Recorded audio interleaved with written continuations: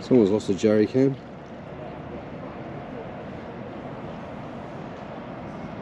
Zero wind. And it's the 28th of November. Is this the last dive of the year? Maybe.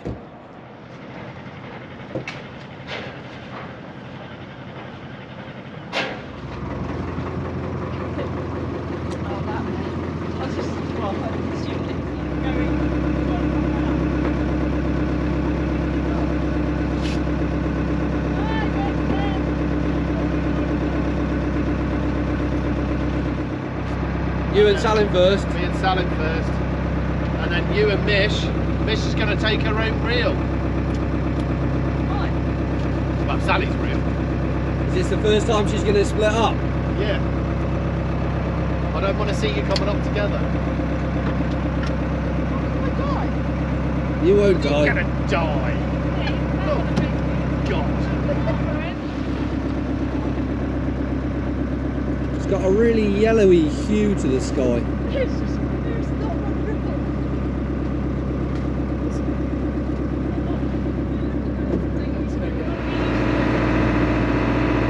I have to get used to it.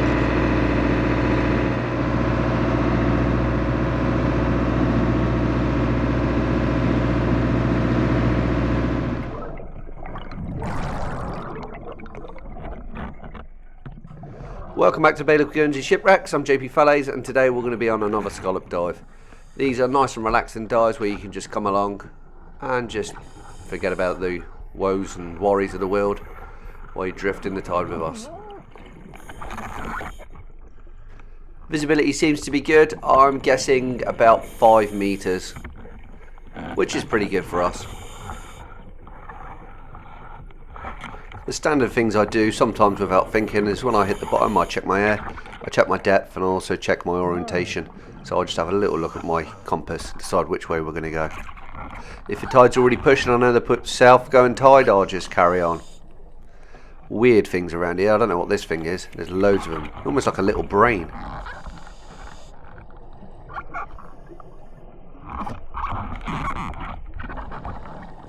Scallops are nice and easy to see in this sort of seabed because they're such large particles.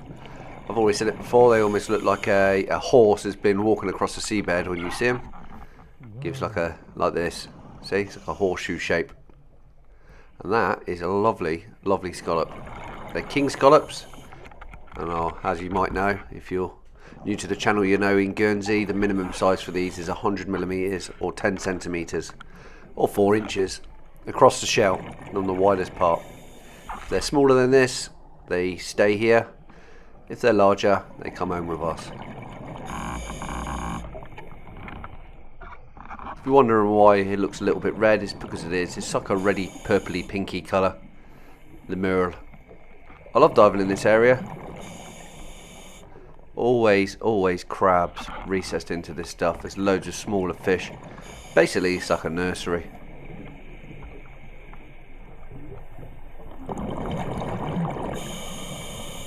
As with most places in Guernsey, you find the odd pot. This is a inkwell crab pot, obviously being lost. I'm in two minds about these pots really. I see the life that's actually on them in this, well, what's almost a desert. So some of the stuff that's on that pot is only there because of that pot. Alternatively, we shouldn't be putting crab pots in the sea and leaving them which aren't getting used for any reason. So it's one of them ones, sort of catch-22. Do you send it to the surface and end up paying a lot of money to get rid of it? Because in Guernsey our waste is very expensive, as you'd imagine on an island. Or do we just leave it where it is? Fortunately, I haven't got the finances to be lifting all this stuff and taking it on the boat and then taking it down the tip and paying to get rid of it. So unfortunately we have to leave it there. If there was maybe a scheme where, I don't know, maybe someone set it up and paid for us to come out and pick it up and take it all the way back to Guernsey and have maybe a big skip of some sort that we can chuck it in, or allow other fishermen to have a look at it and reuse it, possibly. I'd be well up for that. The scallops here are nice and nice big. See, that one's probably 5 or 6 years old. You can tell by the little rays on the shells how old they are. I'm coming off of the mill now. Tend to be going onto this sort of clayey underside stuff. Every so often you can see it glaring through, like here. And it's horrible stuff, it's all sticky. And the reason this mirror is white is because it's actually died.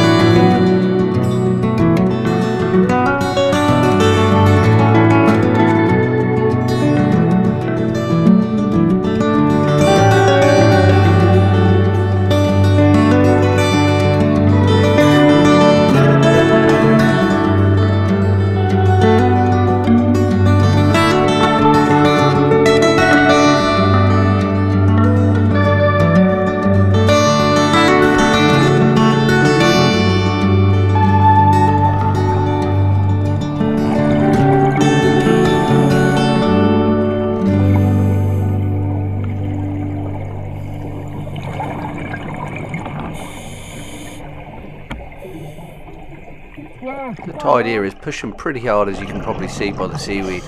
We've got tidal tornadoes, as I call them, all around us. These are formed when the current hits something hard and ends up swirling around for a little bit. These are the things you see on the surface when you see uprisings or wellings from the bottom. The scallops around this pipe are absolutely humongous. Look at the size of them compared to Michelle's hand.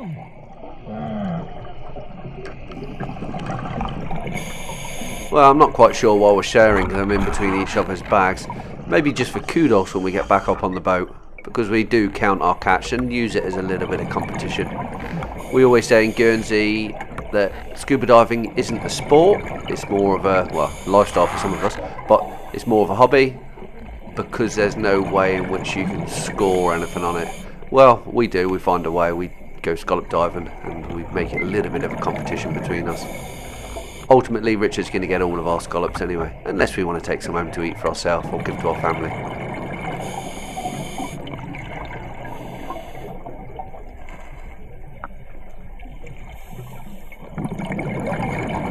This is the newest of the wastewater pipes. I think it's settled in quite well, even though it is through the middle of a mill bed. But it's creating a little bit of habitat for life. Can't wait around here all day because the tide is actually trying to rip the bag out of my hand. Sometimes forget that I'm holding that and I wonder why I'm getting pulled along so quickly. You can see my rope is almost at 45 degrees.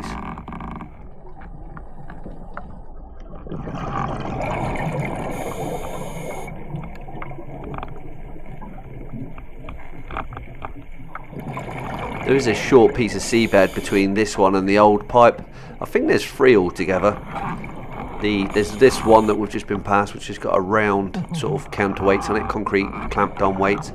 There's another one with square bits on, and there's another one after that with smaller square bits on. Look at the amount of shells here. Must have taken thousands of years for all these shells to be stacked up this deep.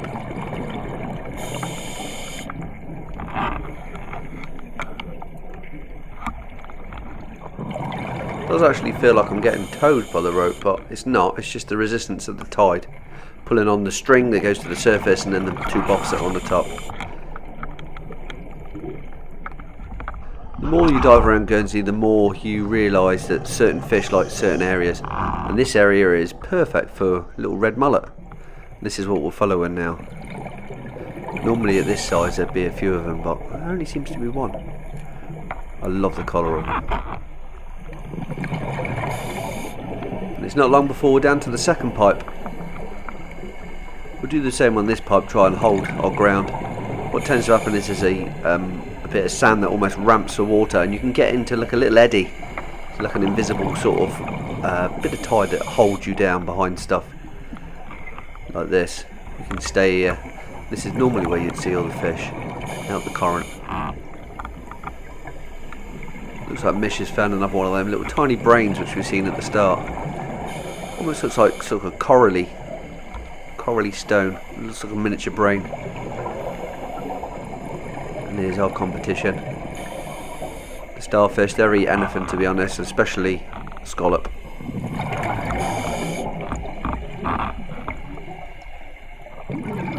These seaweed remind me of them sort of blow up men that you see at second hand car sales lots in America. They're the ones that are all flapping around.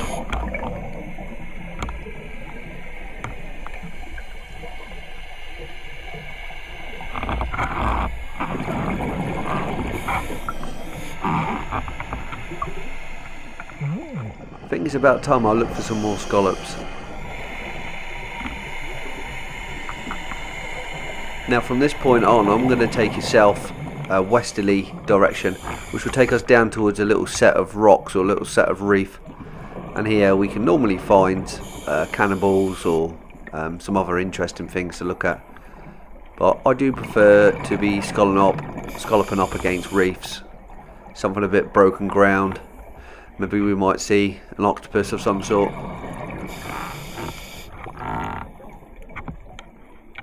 The reason we've all of a sudden started looking for octopus is because we haven't had any octopus in Guernsey, well, I'm getting told since about 1963. Two different types of octopus. There's the common octopus, which has got 2 suckers, and the curled octopus, which has got 1 set of suckers. I'm not quite sure which one's the invasive one or which one's the non-invasive one, but Michelle's found one inside this hole here. I'm struggling to film it, and this one I can tell is a common octopus because it's got 2 sets of suckers alongside on its leg. Let's see if I can get a little bit of... Nope, I can't. I'm getting pulled away. And there's someone's buff that they use by the looks of it. It's a 5 litre tub, blue tub as a buff, which has been sucked under, so not surprising. From here onwards, the tide takes you deeper and deeper, so it's about time we went back up to the surface. We haven't done... I wouldn't say we've done bad, to be honest. Like I always say, we're not doing it commercially, we just want to leave enough to cover Richard's costs, because everything's gone up. Mooring's gone up, diesel's gone up, everything's gone up, unfortunately. Matt did do a little bit better than us. Here's Matt's catch. Makes a massive difference when you're not having to film. Not bad. But he's going to do it as a job. That's his full-time job. That was slightly tidal, that one. So here we love it. See the old tornadoes of sand when we come off the back of the wastewater pipe. Oh, further south now. Further south we go, the tide's going to change slightly more, so it should be a bit slacker. There's a little bit of south-going tide on that. There's Clive. It's Matt and Sal's go again. 10 degrees water now. It's dropping. Wonder where Clive's going. South coast maybe. I think he might be going down. I don't even need to look. I just know.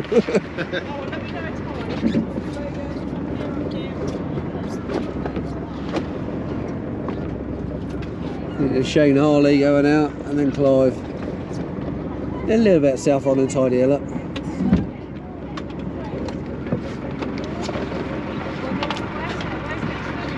I'd unlucky number 13. Take the Just a bit further south, please. Bit further south. Just a little bit. Okie doke.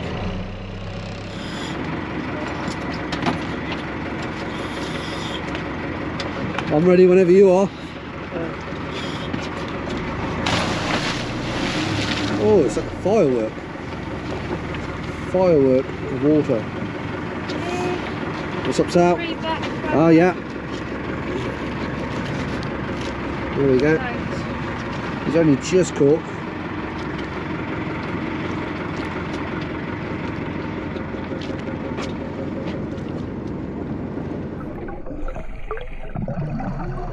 In for number 2, we always tend to do 2. Sometimes we'll split a tank, or sometimes if we're going to be doing a 30+ metre dive or 30+ minute dive, we will split it down into 2 tanks.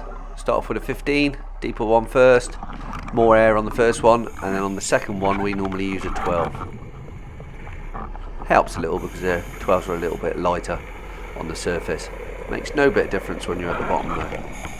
Randomly, it doesn't cost any difference between a 12 litre and a 15 litre to fill it up with air, but if you use a 15 litre on the second, you tend to be left with about 100, 110 left in the tank, which you could do another dive on it, but we tend not to.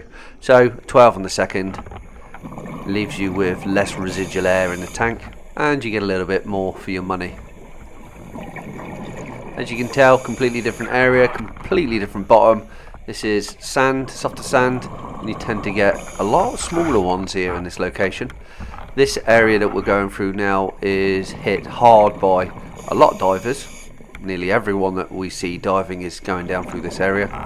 So all the larger ones seem to be taken, but all the smaller ones are still there. But it's actually a really nice dive location. Bits of wreckage as well to look at. This down here is about 10 metres, I'd say. I can still just about see Mish. As I got my lights on, she can see me a lot easier than I can see her.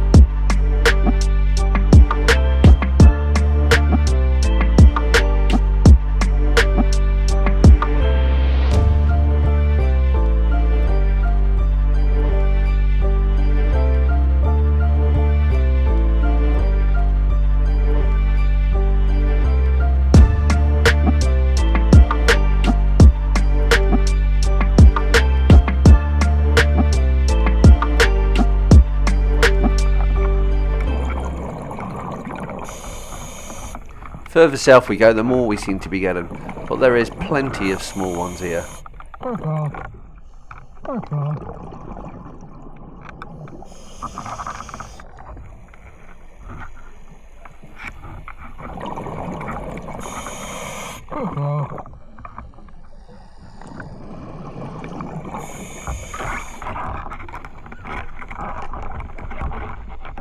Every so often, because we're going up a slope, that's why it's so awkward to film, because it's on a slope, probably 20-25 degrees away over my left shoulder.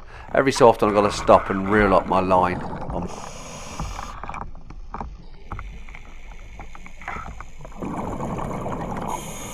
Guarantee that's a butterfly blenny living in a bottle there.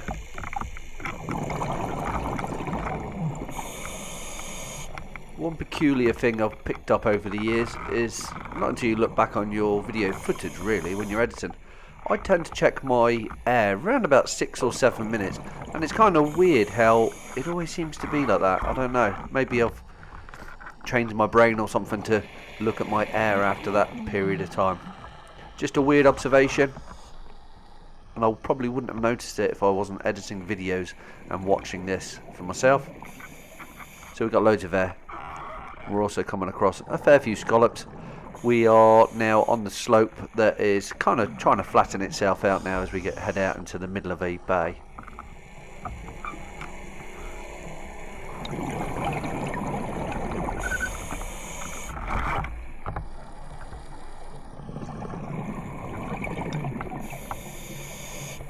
Won't be long before we run out of sand and head around the Tares Point across a reef, and then carry on across another area very similar to this. Just noticed an octopus's garden inside an old tub.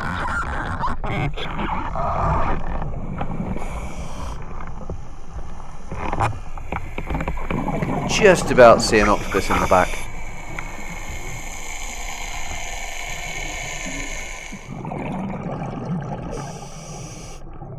And we're already to this bit of reef, so the sand kind of stops, it goes into a bit of a harder ground. I've done okay on the scallop so far, certainly no records broken, and I'm just right on the edge of the reef.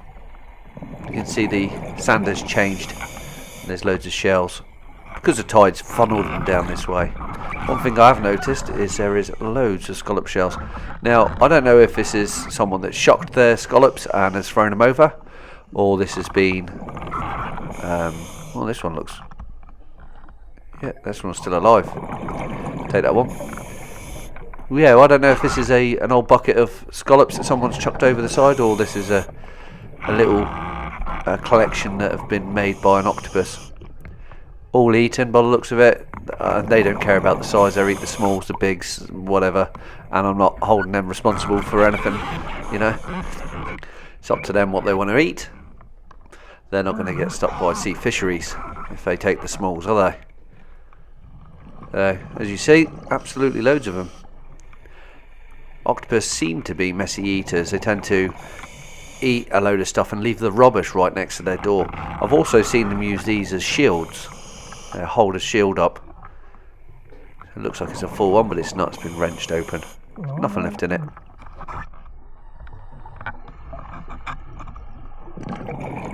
So around here somewhere there's a hole. I would have thought it would have been there, because either the trail leading to it, but either it's out hunting, probably not because they hunt in the dark, or he's just been caught, possibly the latter. Fishermen are getting them inside their crab pots. They tend to like the plasticky crab pots where they got a bit more protection. And look at this, it's nice of someone. The underside of a sink. I mean, how does that reach itself in, how does it get in the sea? That's my first question. And what is it doing? And it's absolutely massive because it's well and truly buried. Don't get confused, that's not from a shipwreck. Look at that, snapped in half. Octopus has done that, I reckon. I'm blaming him for everything, but you know, I do actually really like octopus.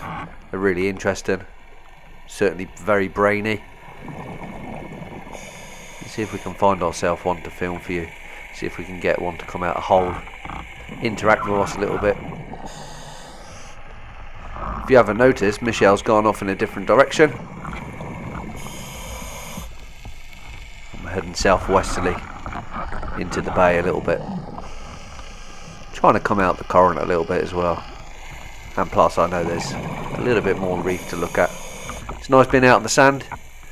I'm not doing very well on the scallop, so I might as well go and find some rocks and see if there's any life around them.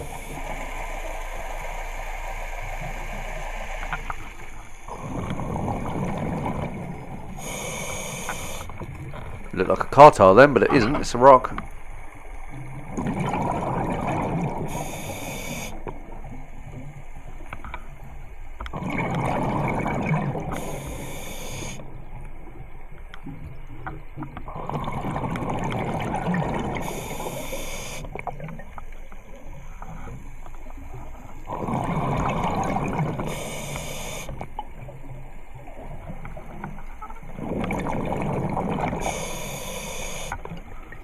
It's almost like Hansel and Gretel when they leave that little breadcrumb trail back to the house.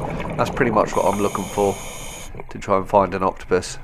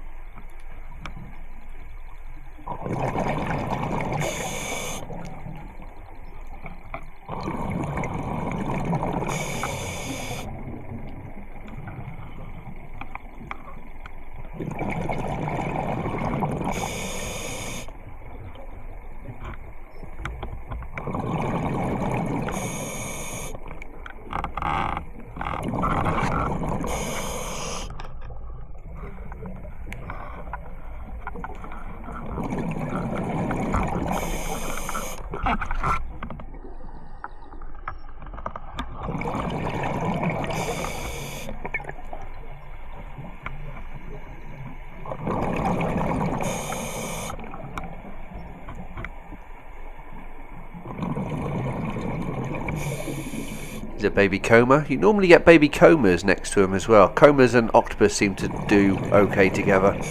Don't know if there's a link between both of them, but they seem to look after each other or live symbiotically, as they say.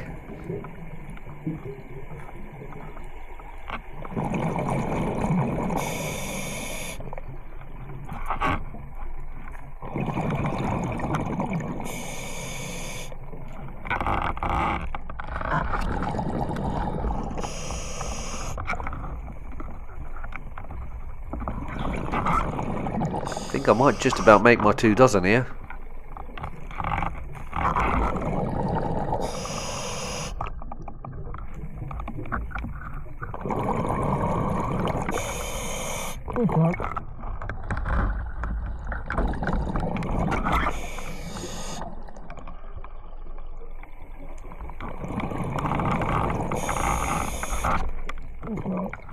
Plenty that are too small. I'm quite impressed with the light levels for this time of year as well. Turn my lights off, see what it looks like.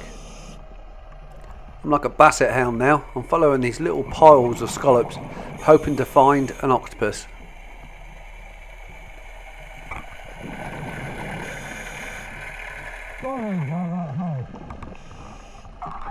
Here we go. We've found one. Let's get some lights on it. What I'm going to do is I'm going to wait patiently near its hole and see if it comes out.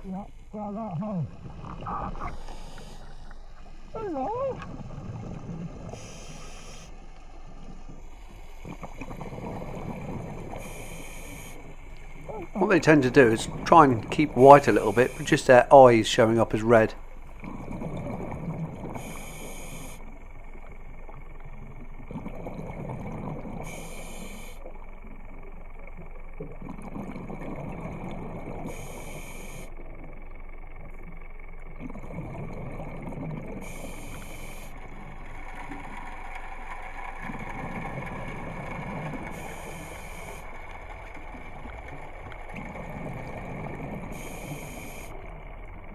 I think it's working.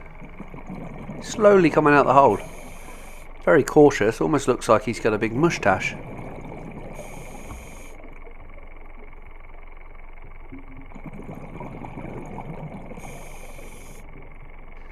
I'm not sure if he's going to let me get him right and close and try and get some macro shots of him. Could scare him back in the hole.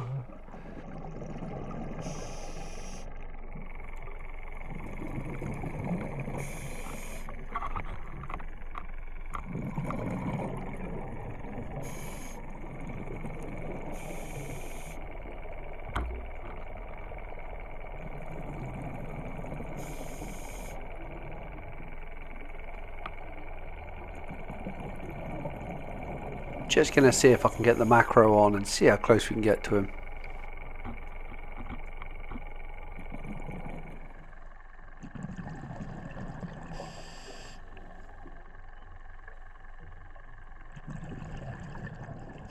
Oh, I think I got a bit too close then.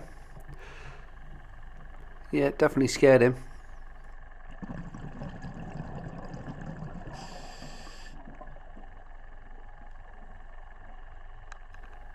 Don't know how long I've got to wait to see if he's going to come out. Probably going to start running out of air soon. Just have a quick check.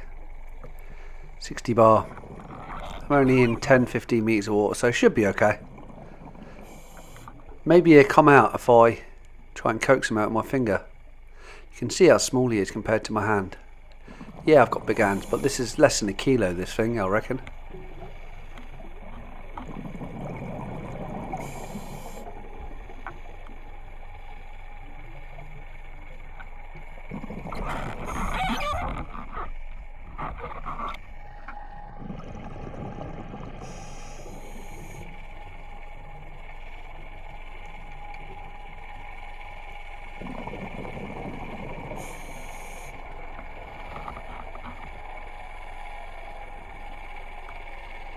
Maybe he doesn't like me being so close.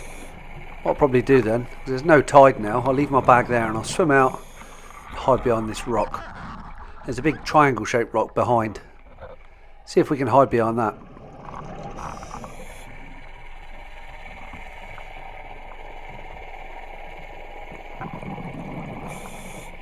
Might be able to smell my scallops in the bag, so could come out and be inquisitive and have a look at them maybe.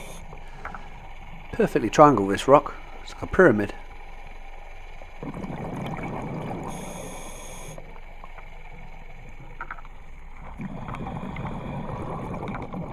Really am starting to run out of air now. I'm at 50 bar, so I better go. Maybe I'll see this little fella another day. That's if he's not caught. He won't get caught unless he goes in the crab pot. Nope, straight back to the bottom of the hole. Not bothered. Still not annoyed though, because when they get annoyed they flush in red. Oh well, it's our time to go. There we go.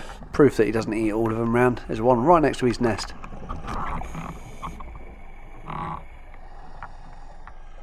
One last look, see if he's come out.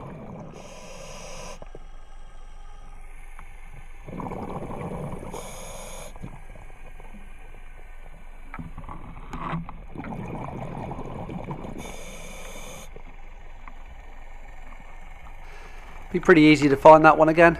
Randomly, it's right near the pyramid rock on the end of the reef.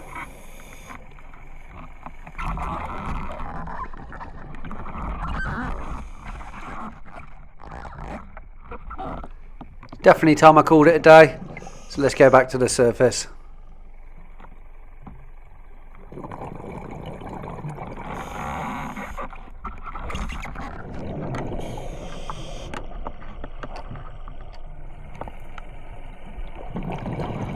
I think I've done 2 dozen, just about.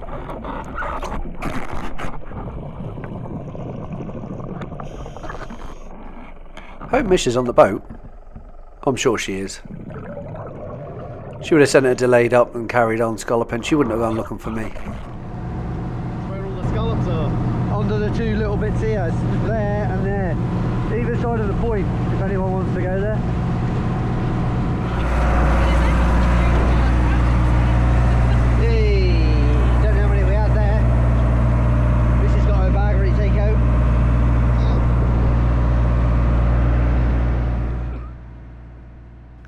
Hope you enjoyed coming out diving with us today.